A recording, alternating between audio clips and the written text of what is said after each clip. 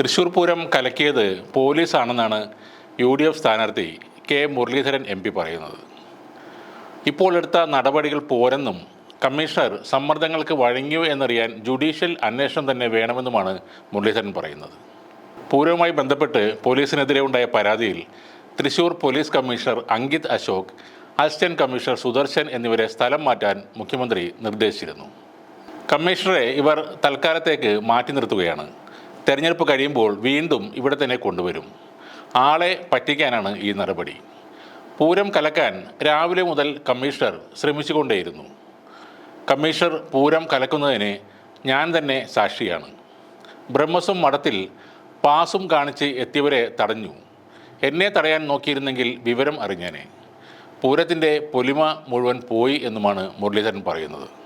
Cinema നടനും BJP സ്ഥാനാർത്ഥിയുമായ Suresh Gopi സംഭവ സ്ഥലത്തെത്തി പ്രശ്നം പരിഹരിച്ചെന്നാണ് BJPയുടെ സൈബർ പോരാളികൾ പറയുന്നത്. എന്നാൽ സുരേഷ് ഗോപിയെ പൂരത്തിൻ്റെ അന്ന് എവിടെയും കണ്ടിട്ടില്ല. പുറം വേദനയാണെന്ന് പറഞ്ഞു പോയ ആൾ പിന്നീട് സേവാഭാരതിയുടെ ഒരു ആംബുലൻസിൽ വന്ന് ഷോ കാണിച്ചു. എന്നിട്ട് സൈബർ പ്രവർത്തകരെ കൊണ്ട് പ്രശ്നം പരിഹരിച്ചു എന്ന് പറയിക്കുന്നതും ഒരു ഹിഡൻ അജണ്ടയുടെ ഭാഗമാണെന്നും മുരളീധരൻ പറയുന്നു. വോട്ട് കച്ചവടത്തിന് ഈ പൂരത്തെ ഉപയോഗിച്ചു. ഇത് അന്തർധാരയുടെ ഭാഗമാണ്. തൃശ്ശൂരിൽ UDF വിജയിക്കും. എന്നാൽ BJP രണ്ടാം സ്ഥാനത്ത് വന്നാൽ അതിന് ഉത്തരവാദി പിണറായി വിജയൻ മാത്രം ആയിരിക്കുമെന്നും മുരളീധരൻ പറയുന്നു. കൂടാതെ പ്രധാനമന്ത്രി സ്ഥാനത്തേക്ക് രാഹുൽ ഗാന്ധി പരിഗണനയിൽ ഇല്ലെന്ന മുഖ്യമന്ത്രി പിണറായി വിജയൻ്റെ പ്രസ്താവനയെയും മുരളീധരൻ വിമർശിച്ചു. ഇത്തവണത്തെ ഇലക്ഷനിൽ കേരളത്തിൽ നിന്ന് CPM-ന് MP-മാർ ഉണ്ടായാൽ രാഹുൽ ഗാന്ധിയെ അവർ പിന്തുണയ്ക്കില്ല എന്നാണ് പിണറായിയുടെ പ്രസ്താവന വ്യക്തമാക്കുന്നത്. CPM ഇന്ത്യ മുന്നണിയെ ദുർബലപ്പെടുത്താൻ ശ്രമിക്കുന്നതിൻ്റെ ഉദാഹരണമാണിത്. കേരളത്തിൽ നിന്നും ഇടതുപക്ഷത്തിൻ്റെ ഒരൊറ്റ MP-മാരെ പോലും ഡൽഹിക്ക് അയക്കരുത്.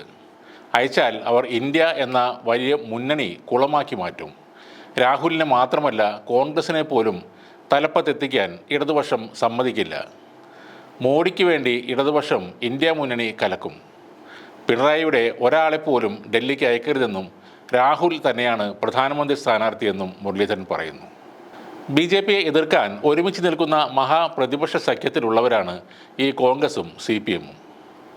ഇപ്പോൾ പ്രധാനമന്ത്രിയുടെ കാര്യം പറഞ്ഞ് തമ്മിലടിക്കുന്നവർ ഭരണം കിട്ടിയാൽ എങ്ങനെയാവും ഒത്തൊരുമിച്ച് ഭരിക്കുന്നത്? ഇലക്ഷനിൽ ഈ പറയുന്ന ഇന്ത്യ സഖ്യം വിജയിച്ചാലും ഇത്തരം തമ്മിൽ തല്ലുകൾ എല്ലാം മുൻകൂട്ടി കാണുന്നുണ്ട് BJP. വലിയൊരു ഓപ്പറേഷൻ താമര നടത്താൻ ഇലക്ട്രൽ ബോണ്ട് വഴി വാരിക്കൂട്ടിയ പണം അവരുടെ കയ്യിലുണ്ട് താനും. അതുകൊണ്ട് ഭൂരിപക്ഷം നേടുക എന്നതിലുപരി ഒറ്റക്കെട്ടായി BJPക്കെതിരെ നിൽക്കുക എന്നതിലാകണം ഇന്ത്യ സഖ്യം ശ്രദ്ധ കൊടുക്കേണ്ടത്.